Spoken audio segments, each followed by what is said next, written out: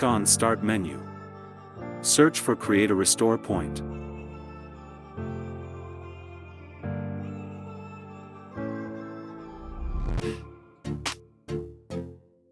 Click the Configure button. Select the Turn on System Protection option. Select how much space Windows should reserve to store restore points. Click the Apply button. Click on Create. Type a descriptive name for the restore point.